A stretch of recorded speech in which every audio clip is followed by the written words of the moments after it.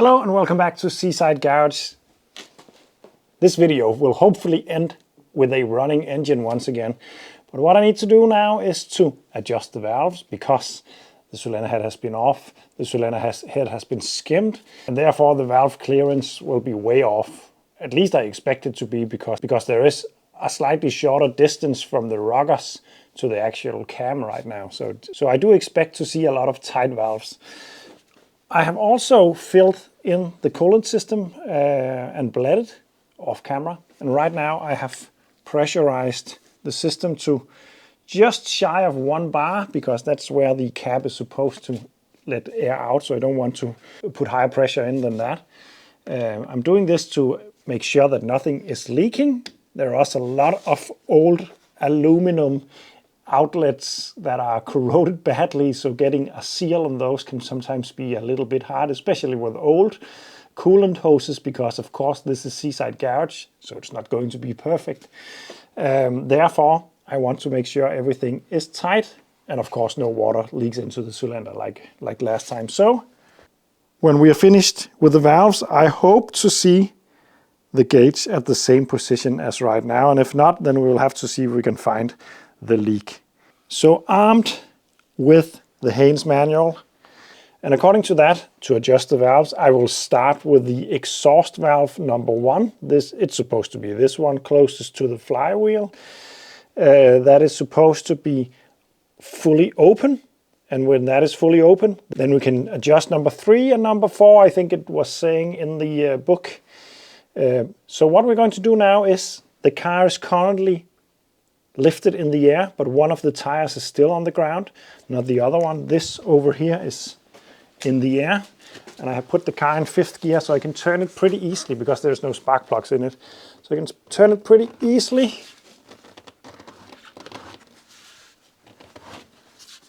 And now what I want to see is this one pushing all the way as far down as it goes. The reason why I put this on is it makes it easier to see the movement.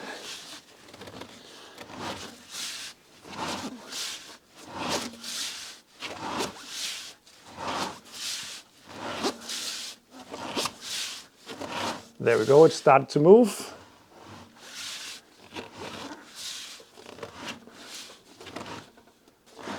This is the top position. Let's adjust the valves.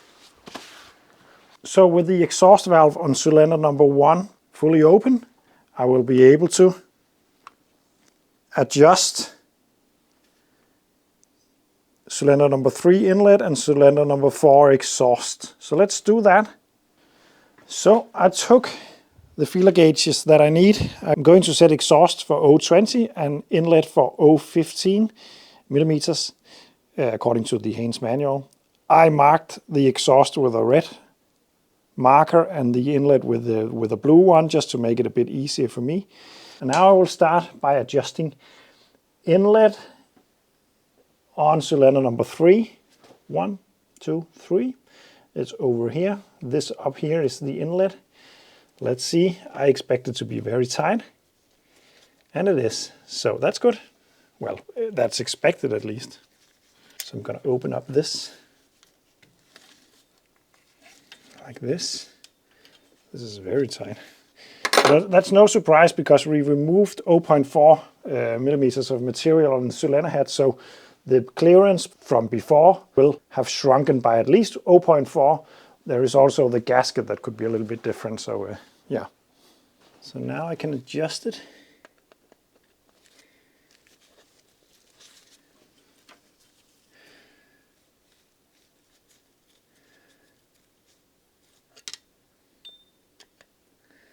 Say that's right around there. Then tighten up and check it again because it tends to move. And then check it. So now it's a bit tight. Too tight, I'd say.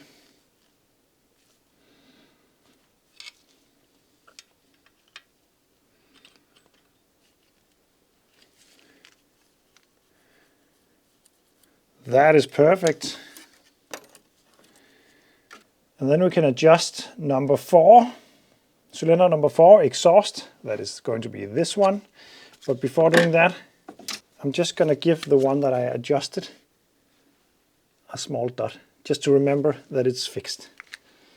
Let's go ahead and take the exhaust.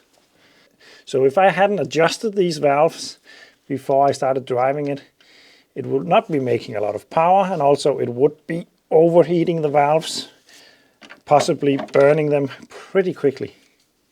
And the compression will also be very low. It's actually a lot. This engine is gonna be so high compression now. Hopefully.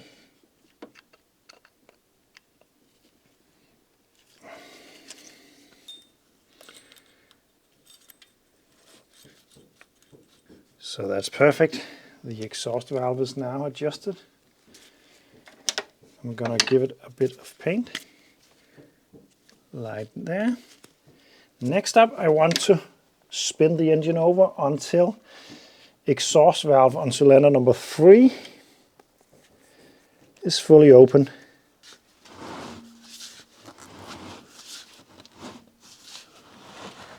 That's right there. And then I can go ahead and adjust inlet number 4 and exhaust number 2. And I'm gonna go ahead and do it on all of them. So be back in a little while. This will make a huge difference. I'm surprised to see how much, especially this one, was compressed when I started it, when it was supposed to be completely closed. That is because the head has been skimmed. But this engine will have more compression. I think I did a compression test. Yeah, I did. I did a compression test on this engine and made a video about that.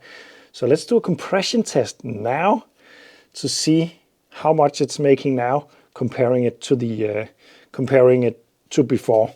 That's going to be interesting. Not only is the compression higher, supposed to be higher because of the skimmed head, but also at least 3 of the exhaust valves was leaking badly. So I expect the numbers to be hopefully more even than before and higher. There we go. The valves are now adjusted on all of them. That's perfect. I did forget to mark this one with the red paint. I suddenly remember, but that is the only one, right? Yep. So I got them all. That's just for the sake of the do like that. All right. So everything's fine. No nasty surprises. That is great. And another thing, I think I'd say this is going to pass my my coolant tightness test. That would be good enough, I think.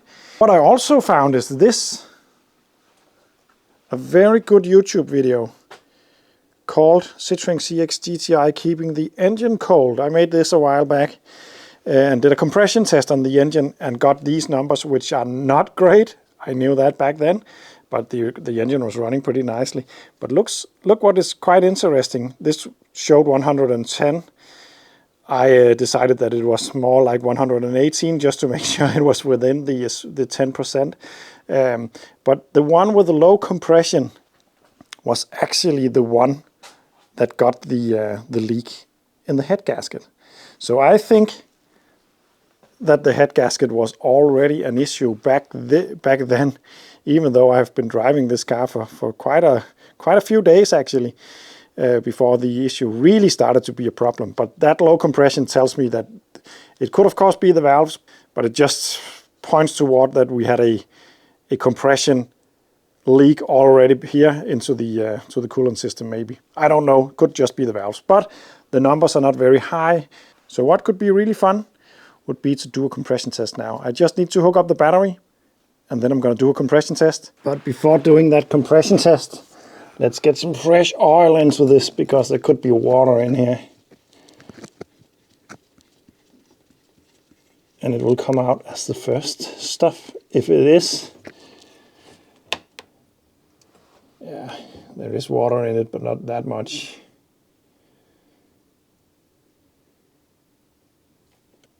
I'm just going to let it drain and then I'm going to fit the valve cover so I can fill in fresh oil.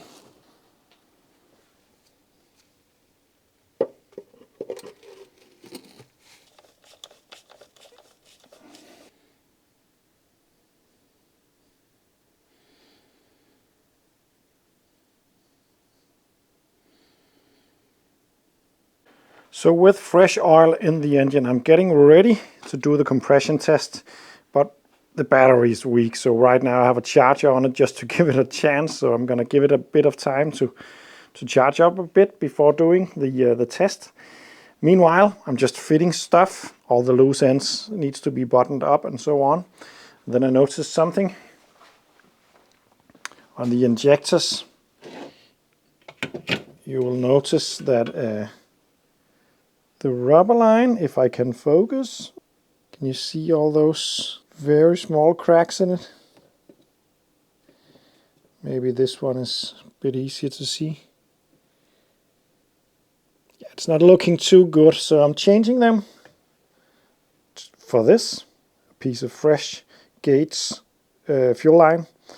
I'm not sponsored, but it's just important to use quality hoses. For some years ago, you could buy some pretty expensive fuel lines that would just perish within weeks. I haven't tried that since, so I don't know if it's still a problem. But now I'm just sticking to the well-known marks, just to be sure. So I'm going to change those. All I have to do is to undo the Jubilee and cut the pressed ring down there and replace it with a Jubilee clip. So I'm going to do that while the charger charges up. So it is time. Let's do a compression test. The battery has charged for a bit. Let's start with number one. I already fitted this. So let's see what we can make it do.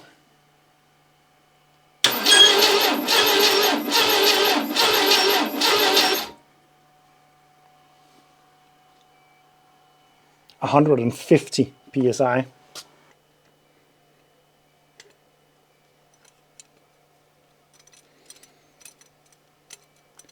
Number three, which was the bad one. In the previous compression test, it gave me 110 psi.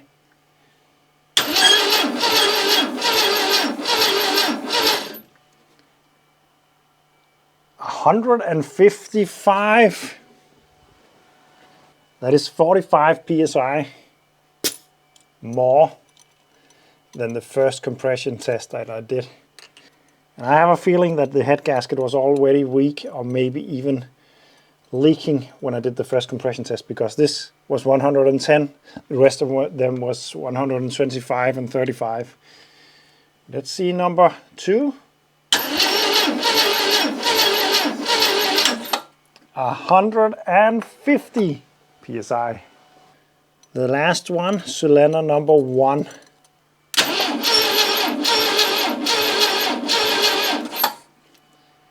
145.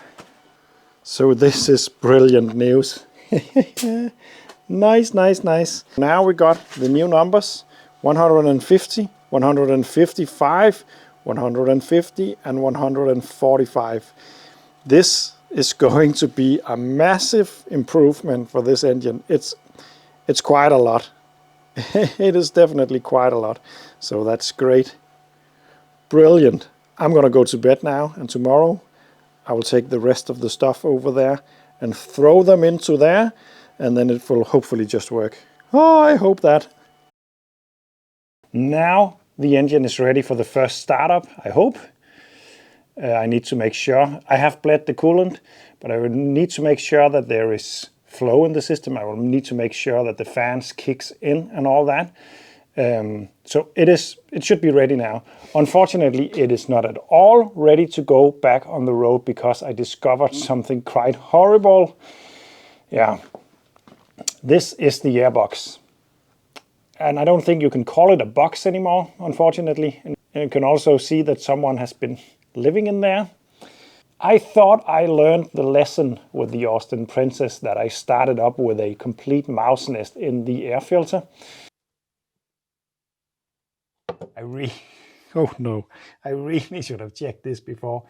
If I were to write a book about how to revive a car that has stood for a long time, especially outside, one of the things would be check the air filter and the carb and the inlet before doing anything, because maybe some critters have been living in there. And this could end up being quite a problem, because remember, I just tried to start this car and that was a big mistake. Take a look at this. Apparently not. This project, I have to admit, has been a little bit too rushed. Not that it matters that much, because I really like this kind of stuff, but I should have taken it a little bit more slowly, because forgetting to check the air filter box is a pretty big mistake, to be honest. Very big, because it could ruin the engine pretty quickly. If it sucks up a lot of stones, sand, grit and all that, it will just sandblast the entire engine. Not good. I forgot about it. I completely forgot about it. Until I reassembled this, I could see the airbox was looking so crappy. I actually couldn't even take it apart. I had to cut it open. Yeah, I have been driving this car with an airbox full of crap. Nothing I can do about it right now, other than maybe... I'm so sorry. I know the compression is fine, so I don't think much harm has been done, but it's pure luck. That means that I can start it up right now. I have refitted the airflow meter, but it is without an airbox right now, so I won't be able to drive it. But I can start it up and make sure everything works, and then I have to see if I can source one of those boxes, because it's a complicated little thing, or else I will have to build one. I could fit an open cone filter, but actually I believe that's illegal in my country at the moment, so it needs to be in a closed box at least. So yeah. Let's not talk more about that and try to start this engine up instead. Most likely I have forgotten something, but I don't know what it is. Not yet. Let's hope that the engine is running at least. Most likely it won't fire at the first go, because the fuel system needs to fill up with fuel again.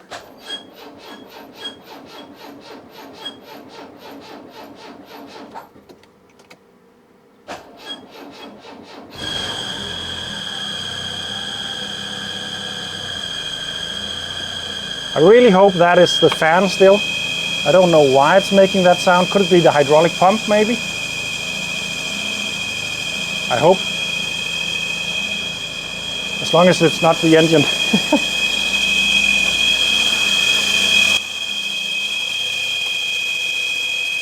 That's the generator. It's the generator. No issues there. The engine is running. That's nice. It's sounding really nicely also. That's good. I should celebrate more, but I'm just so bummed about my own ignorance about that air filter. But yeah, it seems as though I was lucky this time. It's running. It's sounding really nice, other than that squeaky belt over there. Nice calm idle. Nice calm idle. I just need to make sure there is flow everywhere. I'm also testing my new suction system on the exhaust. You will notice the doors are closed. I got a CO2 alarm in the building at the moment. So if something is not getting out, it will be noticeable. There is heat in the cabin, 57 degrees on the gauge. The smoke is oily fingers. Most likely, I hope. I'm gonna use my thermometer to measure temperature. Everything's fine.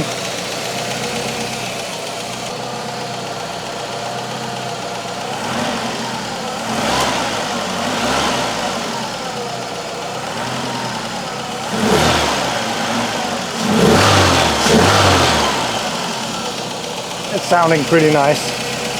What I want to see is the fan kicking in when it gets hot enough for that. But it will take a while, because it's a big engine. It's not working hard at the moment, so it will be a while. But it's sounding pretty nice.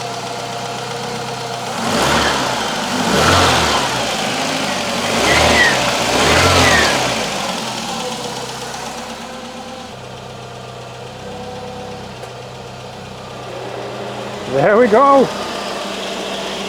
The first one started. Perfect.